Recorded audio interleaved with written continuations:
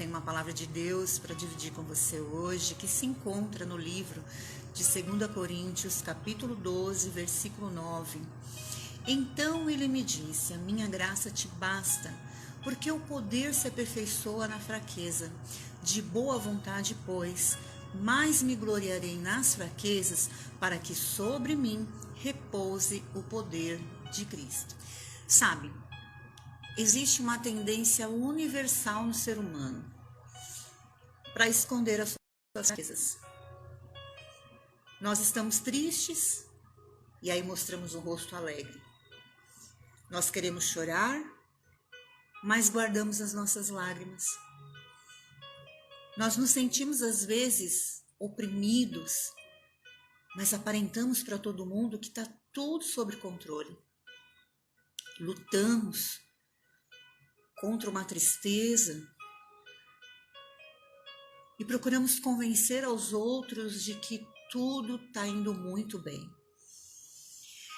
Principalmente nós que somos líderes, pastores, pastoras, muitas vezes não podemos compartilhar as nossas dores e muitas vezes as pessoas nos veem como super-heróis da fé. Muitas vezes as pessoas nos veem ministrando e pensam que não temos problemas ou que nossos problemas são menores do que os delas. E quando nós tentamos esconder as nossas emoções, tudo isso revela a importância que nós damos à imagem do que os outros têm de nós. Ou seja, desejamos às vezes que as pessoas nos vejam sempre como vencedores, sempre como aqueles que não perdem nunca, mas a verdade é que na nossa vida existem sim percas, existem sim caminhos dolorosos no deserto, passos dolorosos, mas nós resistimos a todo custo revelar as coisas que mostram a nossa verdadeira condição, que somos frágeis, que somos dependentes de Deus também. E nessa palavra que nós acabamos de ler, aqui em 2 Coríntios 12, 9, eu vejo aqui que o apóstolo Paulo, ele afirma com muita alegria que ele se gloriará nas suas fraquezas. E você alguma vez parou para pensar que loucura é essa declaração do apóstolo Paulo? Porque ele diz assim que ele não vai fazer nenhum esforço para escondê-las. Pelo contrário, ele vai se vangloriar se elas existirem na sua vida.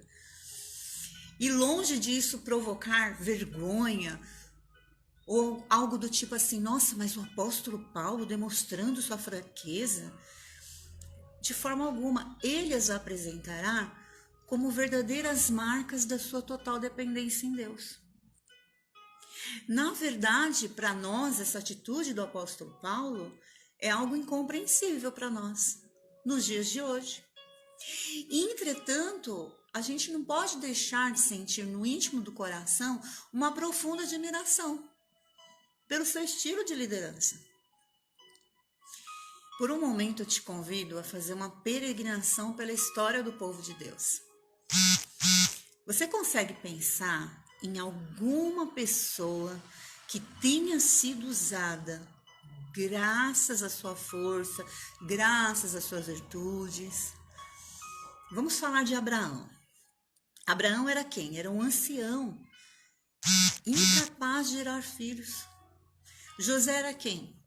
José foi vendido como escravo pelos seus irmãos e foi abandonado ali no cárcere. Quem era Moisés? Moisés era um pastor de ovelhas. Era gago, a Bíblia relata que ele era gago. Gideão era o menor da sua casa e ainda por cima ele não tinha condições financeiras, Gideão era pobre. Davi, quem era Davi? Antes dele enfrentar Golias, antes dele ser reconhecido como um grande guerreiro, quem era Davi? Ele era um simples pastor de ovelhas. Neemias. não era mais do que um copeiro do rei. Quem era Jeremias? Jovem, inexperiente. Quem era João Batista? Era um desconhecido que morava no deserto e comia gafanhotos.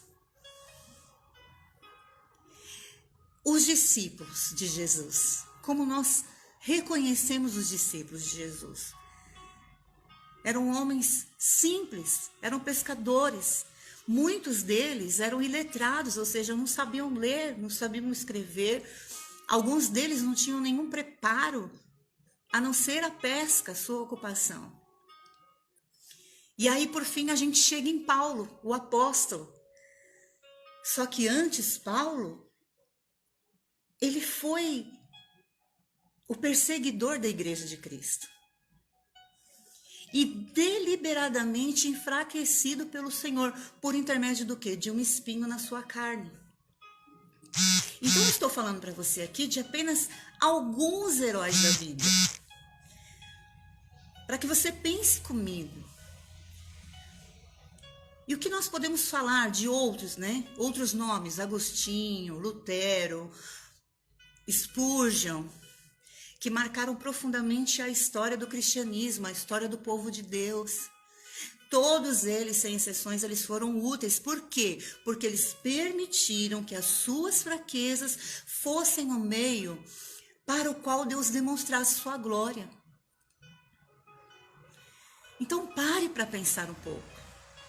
Não esconda suas fraquezas. Não procure ocultar as suas fraquezas. É claro que você não vai ficar o tempo todo falando que você está triste, falando da sua situação. Não é isso que eu estou querendo dizer. Mas nós temos que assumir as nossas fraquezas. Quando não estamos bem, não temos que ficar fingindo para as pessoas que está tudo bem. Não temos que fingir algo que a gente não está vivendo. Porque nós não somos super-heróis. Nós não somos super-heróis da fé. As pessoas não têm que olhar para mim e para você e falar assim, nossa, olha lá o crente, olha lá o cristão. Parece que vive sorrindo, parece que ele não tem problema nenhum. Não é esse tipo de referencial que nós temos que ter. As pessoas têm que olhar para a gente e falar assim, olha, ele foi afligido, mas olha o Deus que ele serve. Ela foi afligida, mas olha o Deus que ela serve. Então, sabe, não ignore a sua dor, não ignore seu momento, não ignore suas fraquezas, tentando se fazer de forte. Porque senão assim Cristo ele não poderá manifestar o seu poder na sua vida. Apóstolo Paulo ele disse o quê? Que diante das suas fraquezas, ele se gloriava nas suas fraquezas para quê? Porque o poder de Deus se aperfeiçoa nelas. O poder de Deus não se aperfeiçoa em mim quando eu estou forte, quando eu estou bambambam, quando tudo está bem. O poder de Deus, ele se aperfeiçoa em mim, é na minha fraqueza. É quando eu estou fraco, sim. É quando eu estou frágil, sim. É quando eu não vejo solução, sim. Aí eu vejo o poder de Deus sobre a minha fraqueza.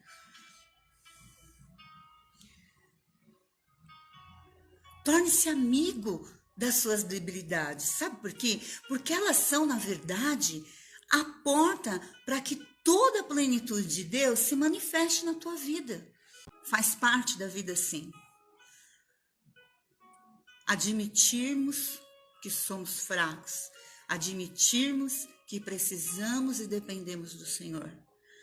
Faz parte, sim, você acordar dias de você não estar bem. Faz parte, sim, no momento de uma perda, no momento da dor, você chorar. Você não precisar esconder as suas lágrimas só para você mostrar que é forte. Você chorar não é demonstração de fraqueza. Que Deus te abençoe, que essa palavra esteja gravada no seu coração. Eu te amo, Jesus. Até uma próxima.